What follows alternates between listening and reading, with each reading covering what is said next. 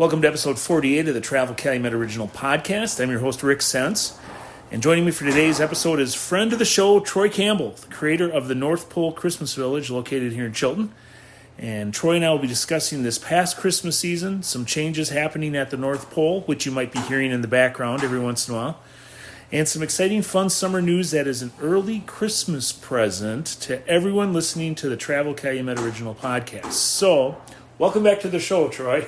Hi, welcome. Thank you. Merry Christmas. Merry Christmas. It is May, but I'll tell you, you can't help but feel the Christmas spirit when you walk in this building, folks. It's pretty cool. And just to give listeners a little bit of a background, you do hear some pounding in the background a little bit. There's a construction project happening out here at the North Pole. So Santa and his team has been very busy this off-season so far. And we'll talk more about that in a little bit, but listeners, last time that we connected with Troy was on episode 33 of the Travel Calumet Original Podcast. So how did your 2024 season go, Troy? And if you could give listeners an idea of how that season went and how everything turned out for you last season. Well, that's a good question because every season is not like the previous season because of the popularity of the North Pole Christmas Village, how it exceeds a lot of people's expectations when they come the first time, and then as you know, word of mouth, and because we don't advertise, they tell somebody and they tell somebody, and then they look at our website and they see the little videos on there, and then they want to come out curiosity, and it just grows and grows. And as you know, when it grows, we have to become bigger, so we have to do things, and also we like to change things up to make sure people, just because they came last year, don't mean they're going to see the same thing this year. Did you have a larger than normal attendance last year? Are you seeing a lot more people coming through as the word of mouth continues to grow? We definitely were busier. We definitely had a lot of people. Attendance crowds was up, but you know, even when attendance is very large, a lot of people, it doesn't seem like a lot of people. It's here because one, we're big inside, 6,000 square foot building, and we have stuff outside, so people kind of flow goes in and out. It's not like pre-COVID days. It's not like it was then because of the crush. Definitely COVID tampered a lot of stuff down, but we still are busy. So it's basically just say I'm so busy doing things that I don't have time to call people. Okay, all right. So, like I mentioned earlier in the introduction, that you've been busy so far this off-season. Will you let listeners know what's happening at the North Pole Christmas Village this spring? What's going on around us today? Well, sure. As you hear, construction, we are increasing the square footage of the building to accommodate, because now we do have to charge very low, but last year... And I'm just going to interrupt Troy there for a second. It's a very real bargain. It's $5 per person at this point? It's $5 for adult. 17 to the age of 1 is $3 per person, and 1 and under is free. It's a great bargain, folks. But so basically, last year, I purposely didn't implement those costs till the last 3 days of the season. My mindset was I didn't want to charge anything. This is our 19th year, 18 years. Some months we never charge because I wanted to be my gift to the community. But unfortunately, when you ask the insurance company, the electric company, your vendors, if they wouldn't charge anything, they kind of look at you kind of strangely. So I still pay a lot out of pocket for it, But again, it's very little. So unfortunately, last year when we did that, and I have to say this, 99.9% people were very happy to contribute that way. Everybody came in a certain area, and we didn't have the square footage area to help people with other things they wanted, whether at a gift shop or a bakery. Everybody came to the same window, and it was kind of a mess, and it was not a very good experience in my view. So what we're doing is we're actually adding on the front of the building to accommodate that part, and we actually moved the concession area or bakery and the gift shop area to a separate part of the building. Now it won't take up the main part of the building. And then inside the building, we're adding 4 to 6 new displays inside the existing building. So as you can tell, we have to, in the building square footage didn't change in the back of the building, but we had to rearrange stuff and construct stuff and where safety and where the flow is a lot better, but yet people can get that experience of actually seeing these new items in that. Okay, and that's this year. It sounds like you have plans already for the 26th season and beyond. Can you maybe share a little of those with listeners? Right. What we plan on doing, again, it's all depending on the economy and availability of, because unfortunately nowadays the economy is when you want materials, it's not like just walking down to the local harvester. A lot of stuff's special ordered and you have to get it. Unfortunately, it's out of the country. You have to buy Canada or whatever. So based on that, if everything goes good, we're going to add another wing to the side of the building, another 20 by 60 square feet, which is roughly about 2,000 square feet. And it's going to be designed as if you went to Milwaukee Public Museum and you went into their old Milwaukee area where you went back in time and they had the old buildings. That's going to be how that's going to be based on. You're going to have the older type buildings back there where how people in 1800s celebrated Christmas. They will see what those look like, and then also I'm going to try to get a hold of some theater groups or whatnot to be dressed as people back in that time. How I view it visually, if you ever watch, and I'm sure you have, the Christmas Carol, the Scrooge and all that, how they were dressed. That's how, and how the buildings look like that. That's how that will be like. And that's, of course, if everything goes according to plan. Okay. Well, I don't want to wish time away, but I'm looking forward to all those things happening. So, sure. So you've got some interesting things going on this year, obviously, but there's also some interesting things that you're thinking through and looking to do this summer. You want to share with listeners what you've got cooked up for this summer? This summer we're gonna do the July and Christmas, and we didn't do it the years prior because I didn't feel that we had the capability of actually giving that ambience. Yes, it's going to be during the day. You won't see the Christmas lights on outside, that. But beauty of the inside is whether it's night, day, or whatever, it's still the same ambience. It's still the same lighting and that. So we are going to have a couple, hopefully, groups that will come here to entertain. I'm working with a group of senior Polynesian dancers that's going to be here, I do believe, the July 26th date. That's a Saturday. And they will perform. And I'm lining up other vendors that would and if anybody out there wants to come and participate, vendors, food trucks, whatever, let me know. We're going to have a designated area where they can thing. Now, mind you, we've never done this before. I don't know who's going to come, who isn't. I don't know what the attendance will be. All I know is what I hear on Facebook and that, they'll come and that. But till they actually are here, they're here. So I have no idea. So basically that we have going on. Thanksgiving night when we're open, we're going to have live reindeer here.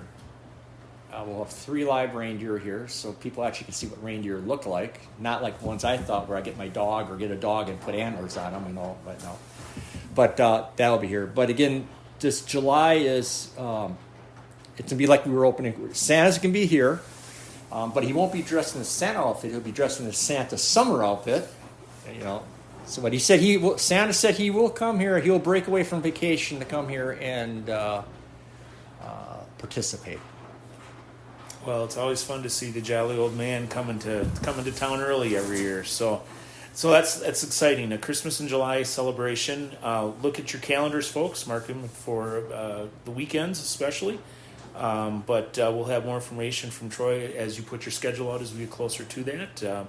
But again, something that you want to maybe, if you haven't had the opportunity to come and visit during the winter months because maybe you're a little concerned about the weather, certainly there's nothing like that standing in the way of keeping you from coming out and visiting the venue then this summer. For those listeners that are listening to this podcast and maybe haven't heard the one that we did prior, Troy, we are in a kind of a think Marshall Fields, H.C. Prangies, Saks Fifth Avenue kind of feeling Christmas time with the windowed shops that they used to have with the animated figures. That's what your facility contains a lot of. And one piece in particular you mentioned is from Brooklyn and used to be on display. Can you maybe give listeners a little idea of that to capture the flavor, maybe? It all goes back on the concept when I first started this. I designed this as if I was 5 years old and looking at Christmas. If you design it like you're an adult, children do not grasp onto that, because 99 out of 10%, if an adult does it, it's commercialized. I wanted to have that home warm feeling, and I wanted it where seniors up in age, that when they were little kids, what they did when they went to Christmas, because back then there were no computers, there were no flashing lights and stuff. They went to department stores, whether it was Dayton out of Minneapolis, or if it's out of Marshall Fields or Macy's or Gimbel's out of New York City. Their idea of going to Christmas was going to church, then after church, going in when it was dark, going down to the department stores, looking windows, and then actually going into like the Macy's to see Santa and waiting in line. So basically what I wanted to do is I along with the gentleman who unfortunately passed away, but we designed things to look as a elf would in a 5-year-old, and try to bring that to life to them. So basically, it just, I don't see it's like a fever or it gets into your blood, but you can design one figure, but it may not look good like next to another figure. So you got to make it look like it tells a story, and every one of my displays here tells a story. And what I like to do is I like to find, and I'm not like the old Rudolph the Red-Nosed Reindeer where Santa goes and finds misfit toys, but I actually scour the nation and the world to find broken down toys, dereliction toys, and I'll buy them and I'll bring them up and I'll fix them up and I'll put motors in and I'll put wires in and paint them and do everything to bring them back to life. I got some pieces in here that are 100 years old, 110 years old, 70 years old, 60 years old. Because when you buy something new in a store, it's just plastic. It's not designed to run 4,000. My motors in my displays run 4,000 hours per motor. Well, that's like 3 seasons how I run them. So you constantly got to keep the maintenance. So I like to make sure when people come here and look at my displays as if they were in 1955 looking at a display window, and a lot of people, believe it or not, a lot of people in their 80s and 90s says, "You sure you didn't get that at that store, at that place and that, because it looks just like that?" I said, "No." I said, I just make them that way. I just make sure they are, I like to bring back that memory. So here at the North Pole, we kind of cater everybody. We got the old, very old displays that cater to the senior citizens, the people who are up in age. Then I have the modern stuff that our store bought, unfortunately, that the younger girls. And then I got the stuff that the children with the Santa and that. So I kind of cater to all spectrums, or even the lollipop candy cane force that we have outside that will be there in Christmas in July.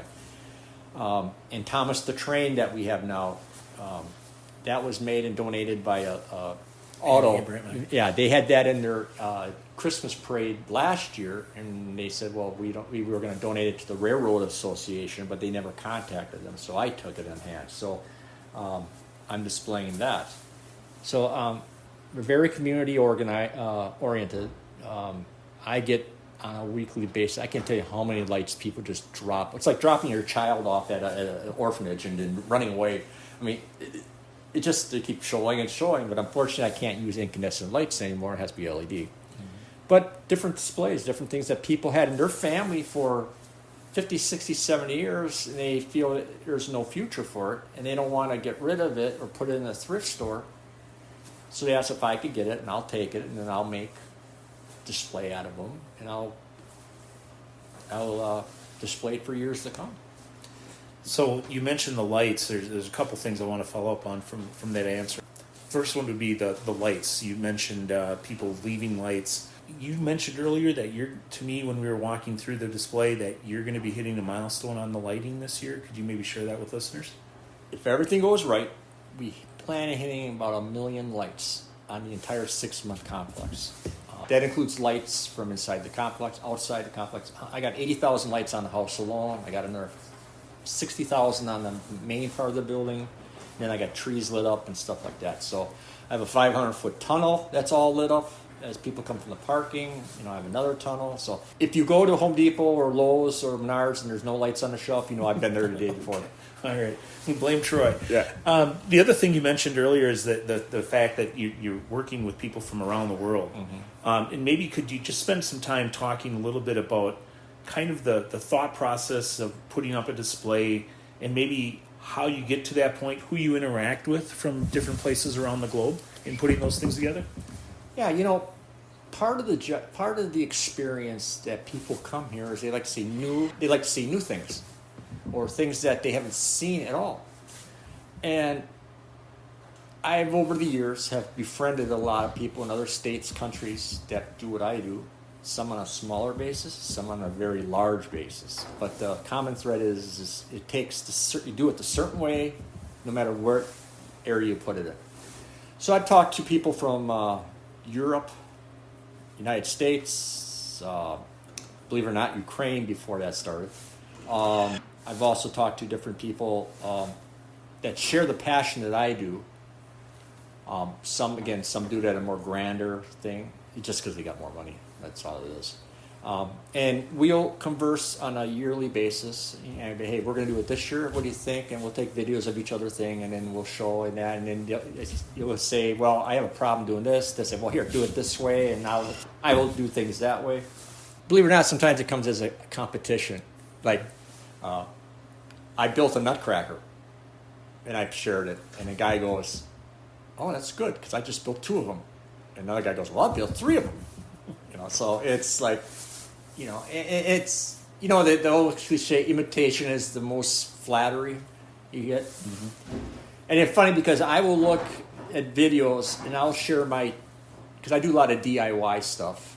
And then I'll actually be looking at a video from a gentleman in Scandinavia at my nutcracker in his corner. And I go, where'd you get that nutcracker? He says, well, from you. Mm-hmm. I said, so I was pretty flattered. But we talk and then also, unfortunately, sometimes people just can't do it no more.